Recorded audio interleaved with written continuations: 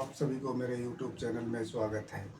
जैसा कि इससे पहले क्लास में हम लोगों ने सातवाहन शासक पर और चेदी शासक पर हम लोग चर्चा किए हैं। आज हम लोग इम्पोर्टेंट टॉपिक शक राजवंश और कुषाण वंश पर चर्चा करने जा रहे हैं। इससे पहले कि जो भी न्यू व्यूअर्स मेरे YouTube चैनल को देख रहे हैं वो सब्सक्राइब करें, लाइक करें और शेयर करें, ज़्यादा से ज़्यादा कमेंट करें, क्योंकि हम लोग जो भी टॉपिक पे बात करने जा रहे हैं वो एग्ज़ाम में पूछे जाने वाले टॉपिक पे ही हम लोग चर्चा करेंगे। क्योंकि अभी हम लोग पीटी एग्ज़ाम के लिए मेन टॉपिक्स पे चर्चा करने जा रहे हैं। इसके बाद फिर हम लोग नेक्स्ट क्लास में जब मेंस के लिए पढ़ेंगे तो डिटेल से हम लोग जानेंगे शक वंश के ऊपर और कुषाण वंश के शासनकाल पर। चलिए आगे हम लोग देखते हैं। शक वंश। यूनानियों के बाद शक आए। शकों की 5 शाखाएं थी और हर शाखा की राजधानी भारत की और अफगानिस्तान में अलग अलग भागों में थी। पहली शाखा ने अफगानिस्तान, दूसरी शाखा ने पंजाब, राजधानी तक्षशिला, तीसरी शाखा ने मथुरा, चौथी शाखा ने पश्चिम भारत एवं पांचवी शाखा ने उत्तरी दक्कन पर प्रभुत्व स्थापित किया। प्रथम शक राजा मौ था। क्वेश्चन पूछा जाता है कि प्रथम शक राजा कौन थे, तो प्रथम शक राजा मौ थे। शक मूलतः मध्य एशिया के निवासी थे और ये चारागाह की खोज में भारत आए थे। शक वंश के जो राजा थे वो मध्य एशिया के रहने वाले थे और वो जो भारत में आए तो चारागाह की खोज में वो भारत आए थे। 58 ईसा पूर्व में उज्जैन के एक स्थानीय राजा ने शकों को पराजित कर के बाहर खदेड़ दिया और विक्रमादित्य की उपाधि धारण की थी। शकों पर विजय के उपलक्ष्य में 58 ईसा पूर्व से एक नया संवत विक्रम संवत के नाम से प्रारंभ हुआ। उसी समय से विक्रमादित्य एक लोकप्रिय उपाधि बन गई, जिसकी संख्या भारतीय इतिहास में 14 तक पहुंच गई। गुप्त सम्राट चंद्रगुप्त द्वितीय सबसे अधिक विख्यात विक्रमादित्य था।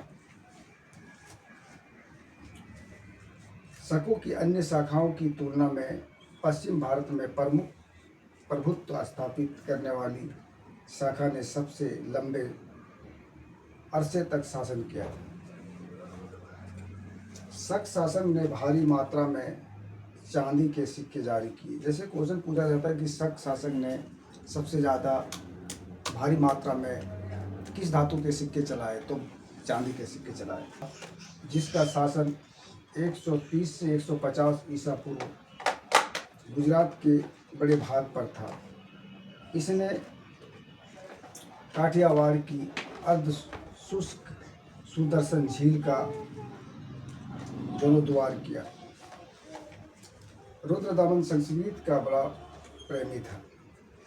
उसने सबसे पहले विशुद्ध संस्कृत भाषा में लंबा अभिलेख गिरनार अभिलेख जारी किया। इसके पहले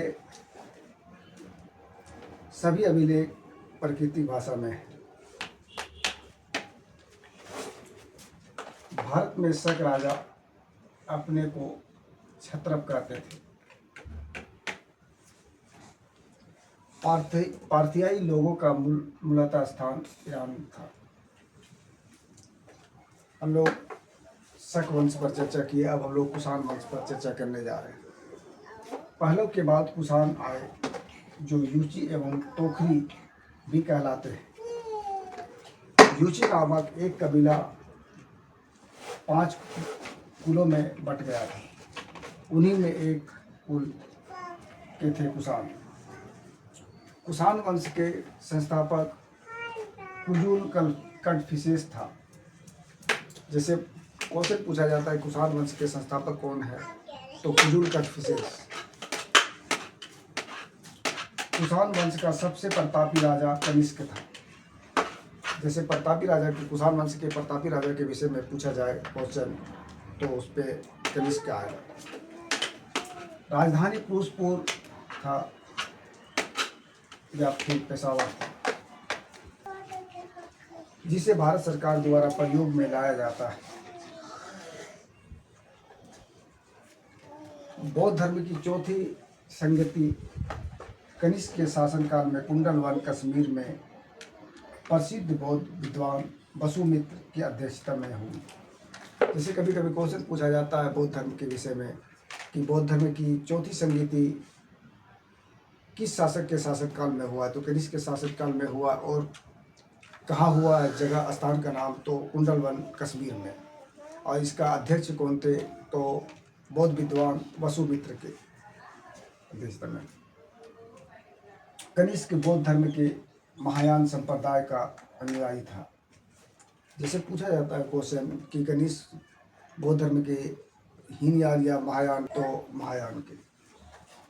चीनी जनरल चुआन ने कनिष्क को हराया था। दोस्तों, अभी हम लोग शासनकाल के कुछ टॉपिक पे चर्चा किए। अब नेक्स्ट क्लास में फिर हम लोग कुषाण के शासनकाल में जो भी इम्पोर्टेंट टॉपिक है उस पर हम लोग चर्चा करेंगे। तब तक के लिए थैंक यू, धन्यवाद।